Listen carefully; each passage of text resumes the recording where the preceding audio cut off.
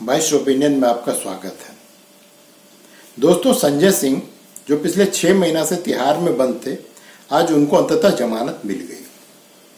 और ये जमानत उस समय में मिली है जब आपके जितने भी शीर्षस्थ नेता हैं वो सबके सब तिहाड़ चले गए थे और लग रहा था कि पार्टी के पास कोई मार्गदर्शक ही नहीं बचा था। अगर ये कहें तो गलत नहीं होगा, क्योंकि अब जो बचे हुए नेता जो डेली प्रेस कॉन्फ्रेंस कर रहे थे और आज सुबह तक कर रहे थे, वो सबके सब सेकंड लाइन के नेता हैं। वो पॉलिसी मेकिंग में नहीं रहते हैं। वो जो निर्धारित किया जाता है, जो भी राजनीतिक या जो भी नीति निर्धारण किया जाता है, उसके फैलाव का ये कारण बनते हैं। ये प्रेस कॉन्फ्रेंस करके उन बातों को जो इनके नेता तय करते हैं उनको लोगों के बीच में लाते हैं। अब स्थिति ये हो गई थी कि अब इनके पास में कल तक या कहें कि आज सुबह तक इनके पास में आपका कोई भी ऐसा नेता नहीं बचा था जिसको आप सीनियर लीडर कर सकते हो। और इस समय में आज सुप्रीम कोर्ट ने संजय सिंह को जमानत दे दी। अब संजय सिंह को जो जमानत मिला है उसमें बहुत बड़ी भूमिका ईडी की है, क्योंकि ईडी ने इनकी जमानत का कोर्ट में विरोध नहीं किया। जो पीएमएलए का जो मामला होता है, मनी लॉन्ड्रिंग का जो मामला होता है, उसमें जब ईडी आपके जमानत का विरोध ना करे तभी आपको जमानत मिल सकती है, अन्यथा बहुत ही मुश्किल है पीएमएलए एक्ट में गिरफ्तार व्यक्ति को जमानत मिलना। तो संजय सिंह को जमानत मिल गया। अब यहाँ पे लोग बड़े खुश हैं। जो सोमनाथ भारती उनके नेता हैं, अभी लोकसभा के प्रत्याशी भी हैं, वो बोले कि बस अच्छे दिन आ गया, मैंने संजय सिंह जेल से बाहर आए, अच्छे दिन आ गया। लेकिन दोस्तों, इस जमानत का महत्व जो है इस समय में, एक तो लोकसभा का चुनाव है, उसके बाद जो आम आदमी पार्टी का मुख्य चेहरा अरविंद केजरीवाल है वो जेल के अंदर है। अब इस समय जमानत मिलना, अगर आप सीए देखें तो बड़ी अच्छी बात है कि खास करके आपके पार्टी के कार्यकर्ताओं में ये उत्साहवर्धन करेगा। आपको एक मोरल विक्ट्री जैसा लगेगा कि चलो अब कोई तो है हमारे साथ में। लेकिन दोस्तों, ये आपके लिए संजय सिंह का जमानत मिलना 2 कारणों से खतरनाक भी है। जो पहला कारण हमने कहा कि ईडी ने इनकी जमानत का विरोध नहीं किया है। अब तक जो है, जब से केजरीवाल या उससे पहले मनीष सिसोदिया जो भी अब तक जो जेल गए हैं, तो आपका जो मुख्य तर्क हुआ करता था, खास करके केजरीवाल के जेल जाने के बाद में, वो ये था कि देखो साहब, घोटाला तो हमने नहीं किया है, घोटाला तो भाजपा ने किया। अब भाजपा ने घोटाला क्या किया? उनका मानना था कि शरद रेड्डी, जो मैं बार बार आपको बताते रहा हूं, अरविंदो फार्मेसी का डायरेक्टर है, तो उसके बारे में लोग कहते थे कि उसने जब इलेक्ट्रल बॉन्ड से बीजेपी को पैसा दिया तब ईडी ने उसकी जमानत का विरोध नहीं किया और उसको जमानत मिल गया। दूसरा इनका कहना था कि 2018 में जो पीएमएलए एक्ट में जो संशोधन कर दिया गया है, उसके कारण अब किसी को भी जमानत मिलना लगभग नामुमकिन है, जब तक कि सरकार, आप वालों का कहना है, और ईडी ना चाहे। जब सरकार और ईडी चाहेगी तभी किसी व्यक्ति को जमानत मिल सकता है। अब इस संदर्भ में संजय सिंह की जमानत को देखिए। संजय सिंह के जमानत का भी सुप्रीम कोर्ट में ईडी ने विरोध नहीं किया। तो ये जो इनका प्लान था कि सरकार सबको गिरफ्तार करवा रही है, सरकार जिसको चाह रही है उतने दिन तक जेल में रखती है, सरकार जिसको चाहती है उसको बेल मिलता है। लेकिन संजय सिंह तो भाजपा के नहीं है, ना ही संजय सिंह ने कभी जीवन में भाजपा के सपोर्ट में एक शब्द कहा हो। अब इस स्थिति में भाजपा उसको क्यों जमानत दिलवाएगी? ये सीधा प्रश्न हो सकता है कि भाई जमानत फिर संजय सिंह को भाजपा क्यों दिलवा रही है? वास्तविकता यह है दोस्तों कि जो कोर्ट का कार्य है, जो कोर्ट के जो ऑनेस्टी है, जो उसकी ईमानदारी है, उस पर आप कभी भी अंगुली नहीं उठा सकते हैं। आप अंगुली उठाते हैं अपने राजनीतिक फायदे के लिए। आप जो कहते हैं कि संविधान खतरे में है, अरे संविधान खतरे में, तुम्हारा नेता पकड़ा जाता है तो संविधान खतरे में आ जाता है। आज जब संजय सिंह को जमानत मिली है तो क्या संविधान जो है क्या हुआ, वो जो सो और तरोताजा हो गया क्या? संविधान वही है, तुम्हारे कर्म जो हैं और तुम्हारे नेता की जो हरकतें हैं उसके कारण संविधान खतरे में आता है। जब एक राज्य का मुख्यमंत्री जेल में है और उसने ये हट पाल लिया है कि मैं त्यागपत्र नहीं दूंगा, मैं जेल से सरकार चलाऊंगा, तब संविधान खतरे में पड़ती है। लेकिन दोस्तों, यहां पर संजय सिंह के जमानत से इसका एक बहुत ही बड़ा राजनीतिक पहलू भी है। राजनीतिक पहलू जो है इसका संबंध न तो भाजपा से न कांग्रेस से, किसी से नहीं। संजय सिंह के जमानत का संबंध जो उसके खुद के पार्टी, जो उसका खुद का जो पार्टी आम आदमी पार्टी, उससे है। आज सुबह तक हालात ये थे कि अरविंद केजरीवाल जेल में है और उनकी पत्नी जो है सुनीता केजरीवाल, उनके लिए लोग कहते थे कि वो धीरे धीरे अपने को स्थापित कर रही हैं और 1-2 दिन में जो से केजरीवाल त्यागपत्र देंगे और ये मुख्यमंत्री बन जाएंगे और उसका विरोध पार्टी के अंदर करने वाला कोई नहीं है या कोई और नहीं है जिसको कि पार्टी सोचे भी कि हम मुख्यमंत्री बना दें। लेकिन संजय सिंह के आने के बाद में संजय सिंह आपके वरिष्ठ नेताओं में से एक है, जो ऊपर का टॉप लाइन है उसमें से ये व्यक्ति एक है और ये बहुत ही तेज तर्रार आदमी है, खास करके संघर्ष के लिए। रोड पे संघर्ष करना हो, संसद में संघर्ष करना हो, वहां पे उठा पटक करना हो, कई बार इनको जो है संसद से निलंबित भी किया गया है और अभी भी ये निलंबित ही चल रहे हैं। राज्यसभा के सदस्य वहां से अभी भी ये बाहर ही हैं। तो लेकिन कम से कम लोगों में और कार्यकर्ताओं में इनकी पकड़ है और विशेष करके दिल्ली के जो 70 सीट हैं उनमें से अधिकांश सीट पर जो है एमएलए कौन है, या तो पूर्वांचल पूर्व उत्तर प्रदेश के हैं, कुछ बिहार के हैं और इन सब के बीच में संजय सिंह की पकड़ बहुत जबरदस्त है। अब होगा क्या, जो ही आप सुनीता केजरीवाल का नाम अब आगे करने की कोशिश करेंगे तो आपके जो विधायकों का एक हिस्सा है वो इसका विरोध कर सकती है। जो मूलतः दिल्ली के खत्री पंजाबी हैं वो तो इनके, और जो बनिया है वो तो इनके सपोर्ट में रहेंगे सुनीता केजरीवाल के। लेकिन जो विधायक पूर्वांचल के या बिहार से आते हैं वो इनका समर्थन करें, ये थोड़ा मुश्किल है। क्योंकि अगर संजय सिंह का नाम किसी ने भी अगर आगे कर दिया तो सुनीता केजरीवाल के लिए मुख्यमंत्री बनना इतना आसान नहीं होगा और ये आप पार्टी के लिए, आप पार्टी के स्वास्थ्य के लिए ठीक नहीं है। क्योंकि फिर पार्टी में टूट, मनमुटाव जो भी चल ही रहा है, ये पहले से ही चल रहा है, ये और बढ़ जाएगा। मैंने जब कहा कि मनमुटाव चल रहा है, मतभेद हो रहा है, मनभेद हो रहा है, ये मैं क्यों कह रहा हूं दोस्तों, इसके पीछे कारण है। कल कोर्ट में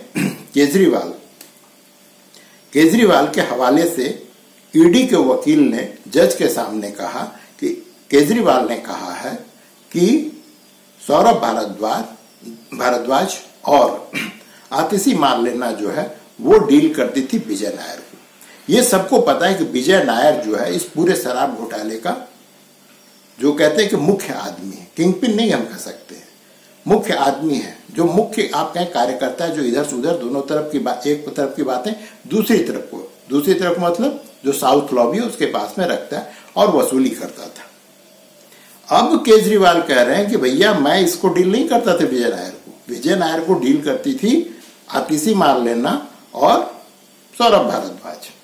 तो जो मैंने कल भी कहा था कि ये जो अरविंद केजरीवाल है जेल जाते जाते लपेटे में सौरभ और आतिशी को लेकर चले गए। अब कल जो है सो आतिशी ने घोषणा की कि कल मैं 10 बजे दिन में बहुत बड़ा एक्सपोजे करूंगी। लोग भी बड़े उत्सुक थे कि भाई ये क्या एक्सपोजे करेगी। लेकिन वही ढाक के 3 बात बोली कि बीजेपी हमको पैसा दे रही है, 50 करोड़ दे रही है मेरे, और हमसे कह रही है कि तुम पार्टी छोड़ दो, हम तुमको पोस्ट देंगे, मंत्री बना देंगे। जो इन लोगों का पुराना ढकोसला है, इस पर कोई विश्वास नहीं करता इन लोगों पर। और दूसरा, ये सब करने के बाद इनके अनुसार विस्फोटक खुलासे के बाद इन्होंने जो है दुर्गेश पाठक और राघव चड्ढा को लपेटे में ले लिया। इन्होंने कहा कि अगले 2 महीना में ये लोग भी सब जेल चले जाएंगे, मेरे घर में रेड होगी, मैं तो जेल जाऊंगी और सौरभ भारद्वाज भी जेल जाएगा। तो अब यहां पे हो क्या रहा है, जो दोष है, जिसको अगर आप कहिए कि ये शराब घोटाले का दोषारोपण जो है ये एक दूसरे पर करते नजर आ रहे हैं। इन सबको पता है कि गड़बड़ कुछ ना कुछ तो हुआ है शराब घोटाले में, लेकिन कोई उसकी जिम्मेदारी नहीं लेना चाहता। सब अपना दोष दूसरे पे थोपना चाहता है, दूसरा तीसरे पे थोपना चाहता है।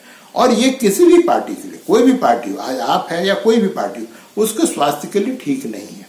ये पार्टी को विखंडित करती है, ये वक्त पार्टी को विभाजित करती है, और अंततः इस तरह की पार्टियां जो इतिहास के कूड़ेदान में चली जाती है। और यही हश्र इसका होना प्रारंभ हो गया। इसके लक्षण आपको दिल्ली में भले ही कम दिख रहे हो, लेकिन पंजाब में इसके लक्षण तो दिखाई पड़ गए हैं। पंजाब में आपकी आम आदमी पार्टी की सरकार है, भगवंत मान मुख्यमंत्री हैं, वो सत्तारूढ़ पार्टी वहां पे, लेकिन उसका जो इकलौता लोकसभा का सदस्य था वहां पर सुशील कुमार रिंकू, उन्होंने पार्टी छोड़ दिया, वो बीजेपी चले गए। चलो भाई, यहां भी समझ में आता है, चलो लोकसभा का चुनाव है, ये व्यक्ति चाहता है कि भाई ये लोकसभा में फिर से पहुंच जाए, चलो अच्छी बात है। लेकिन उसके साथ साथ वहां पर उसके साथ एक आम आदमी पार्टी का विधायक ने भी पार्टी को छोड़ दिया। अब सोचिए साहब कि अभी जो है 2 साल बने हुए सरकार वहां पर, तो ये विधायक जो है अगर इसको लाभ की लालसा होती, पद की लालसा होती, तो ये वहीं पे बने रहता। ये अभी छोड़ के क्यों आया है? और दूसरी चीज की भाजपा का जो है अभी भी पंजाब में कोई बहुत ज्यादा, खास करके विधानसभा में चुनाव में कोई बहुत ज्यादा भविष्य वहां पे दिखाई नहीं देता। फिर वो आदमी क्यों छोड़कर आ रहा है? ये अपने आप में इस बात का उत्तर देता है कि पार्टी में सब कुछ ठीक नहीं है, और पार्टी के बहुत सारे विधायक जो है उनमें कहीं ना कहीं असंतोष का भाव आ चुका है। दूसरी चीज कि भाई एक आदमी जेल गया, 2 आदमी गया, 3 आदमी गया, इसके पूरे शीर्ष के नेता जेल चले गए, और फिर भी अपने को कट्टर ईमानदार की सर्टिफिकेट देता है। इस बात को भला कौन विश्वास करेगा? इस बात को कौन विश्वास करेगा? अरे लोगों का बस एक ही धुन है कि हमको ऑफर दिया जी, हमको 50 करोड़ का ऑफर दिया, हमको 25 करोड़ का ऑफर दिया, हमारे एमएलए खरीद रहे हैं। जानते हैं आपको दोस्तों, अब ये लोग इतने ज्यादा प्रेडिक्टेबल हो चुके हैं, आप इनके हर मूव को बहुत ही आसानी से आप पढ़ सकते हैं। इनकी हरकतें अब इतनी आम हो चुकी है, इतनी हरकतों को लोग अब इतना ज्यादा समझ चुके हैं कि जो लोग भी थोड़ी बहुत राजनीतिक समझ रखते हैं वो जानते हैं कि इनका अगला कदम क्या होगा। जैसे कल जब अतिथि मार्लेना ने घोषणा की कि कल बहुत बड़ा एक्सपोजर करेंगे, तो एक है अक्षत देवड़ा, सोशल मीडिया पर बड़े सक्रिय रहते, उन्होंने उसी समय कह दिया कि ये कल 10 बजे जो आकर के कहेगी कि हमको 50 करोड़ दे रहा है, बोल रहा है कि तुम आम आदमी पार्टी को छोड़ दो, और इस तरह की ये बातें करेगी, और इनके पास में कहने को कुछ नहीं है। और एग्जैक्टली 10 बजे दिन में वो वही बातें करती हैं। जैसा कि मैंने कल शाम को ट्वीट करके बताया था कि आज एक बहुत ही सनसनीखेज खबर मैं आप सबके सामने रखने वाली हूं, तो मैं सभी मीडिया के साथियों से, देश भर के लोगों को ये बताना चाहती हूं कि भारतीय जनता पार्टी ने मेरे एक बहुत व्यक्तिगत करीबी व्यक्ति के माध्यम से मुझे भारतीय जनता पार्टी ज्वाइन करने के लिए अप्रोच किया। मुझे ये कहा गया कि या तो मैं भारतीय जनता पार्टी ज्वाइन कर लूं, अपना पॉलिटिकल करियर बचा लूं, अपना पॉलिटिकल करियर बढ़ा लूं, और अगर भारतीय जनता पार्टी नहीं ज्वाइन करी तो आने वाले 1 महीने में ईडी द्वारा मुझे गिरफ्तार कर लिया जाएगा। तो कुछ भी अब इन लोगों के पास में कुछ भी नया कहने को नहीं है। और सबसे मुख्य चीज है कि जो इनके खुद के जो कार्यकर्ता हैं वो भी अब समझने लगे हैं कि जैसा ये हमको हमारा नेता बताता है वैसा सब कुछ सही नहीं है, कहीं ना कहीं समस्या तो है ही, और वो समस्या अब धीरे धीरे सतह पे आने लगी है। आप सोचिए कि अगर सुनीता केजरीवाल, आपको मुख्यमंत्री तो बदलना ही है, अब अगर सुनीता केजरीवाल को मुख्यमंत्री बना दिया जाता है तो आप देश को संदेश क्या देना चाह रहे हैं? अब तक यही संजय सिंह चीख चीख कर चिल्लाया करते थे कि देखो इसने अपने बेटे को प्रमोट करना है, इसको अपने बेटे को प्रमोट करना है। इनका भाषण है, क्योंकि आज पूरा हिंदुस्तान चंद परिवारों के कब्जे में है। चंद परिवारों ने देश की राजनीति पर कब्जा कर लिया है। पूरब से लेकर पश्चिम तक, उत्तर से लेकर दक्षिण तक चंद परिवारों का देश की राजनीति पर कब्जा है। चले जाइए कश्मीर, शेख अब्दुल्ला, फारूक अब्दुल्ला, उमर अब्दुल्ला, एक ही परिवार की पार्टी। चले जाइए महाराष्ट्र, बाल ठाकरे, उद्धव ठाकरे, आदित्य ठाकरे, एक ही परिवार की पार्टी। शरद पवार, सुप्रिया सुले, अजीत पवार, एक ही परिवार की पार्टी। चले जाइए उत्तर प्रदेश, मुलायम सिंह यादव, अखिलेश यादव, रामगोपाल यादव, शिवपाल यादव, धर्मेंद्र यादव, डिंपल यादव, प्रतीक यादव, आदित्य यादव, एक ही परिवार की पार्टी। चले जाइए बिहार, लालू यादव, राबड़ी यादव, तेजस यादव, मीसा यादव, तेजस्वी यादव, एक ही परिवार की पार्टी। चले जाइए झारखंड, दुर्गा सोरेन, हेमंत सोरेन, शिबू सोरेन, एक ही परिवार की पार्टी। चले जाइए उड़ीसा, बीजू पटनायक, नवीन पटनायक, एक ही परिवार की पार्टी। चले जाइए तमिलनाडु, स्टालिन, एक ही परिवार की पार्टी। और देश की सबसे बड़ी पार्टी कांग्रेस पार्टी, चाचा नेहरू, बिटिया इंदिरा, बेटवा राजीव, बेटवा संजय, बहू सोनिया, बेटवा राहुल, बिटिया प्रियंका, दामाद वाड्रा, एक ही परिवार की पार्टी। पार्टी कहां है बताओ? वो क्लिप है। अब सोचिए ये व्यक्ति किस मुंह से कहेगा कि जो हम जिस पार्टी में हैं वो परिवारवादी नहीं है। अरे तुम्हारा पति जेल गया था, तुम अपने पत्नी को प्रमोट कर रहे हो, यही होगा ना। और इससे जो है पूरे संदेश किया जाएगा कि ये भी और पार्टियों की तरह है। भाई ईमानदारी जो इनका सबसे मुख्य, इनका जो ये हुआ करता था, यूएसपी हुआ करता था कि हम सबसे अलग हैं, वो खत्म हो चुका है। परिवारवादी पार्टी को तुम गाली देते थे, वो अब तुम भी परिवारवादी पार्टी बनने की ओर हो। तो तुम में और अन्य में अंतर क्या है? तुम तो उससे भी गए गुजरे निकले, क्योंकि उनको यहां तक पहुंचने में वर्षों लगे। तुम तो 10 साल के अंदर में सारे के सारे लक्षण गुण दिखा दिए लोगों को। तो आपकी जो संभावना थी कि वो राष्ट्रीय स्तर पर कुछ करेगा, वो तो दोस्तों खत्म हो चुका है। लेकिन उससे ज्यादा इस आम आदमी पार्टी और केजरीवाल सिंड्रोम ने किया क्या है? इसने भविष्य में अगर कोई वाकई ईमानदार व्यक्ति भी ईमानदारी से अगर कोई आंदोलन करना चाहे और उसके मुद्दे भी सही हों, तब भी लोग उसको शक की निगाह से देखेंगे, उस संस्था को शक की निगाह से देखा जाएगा।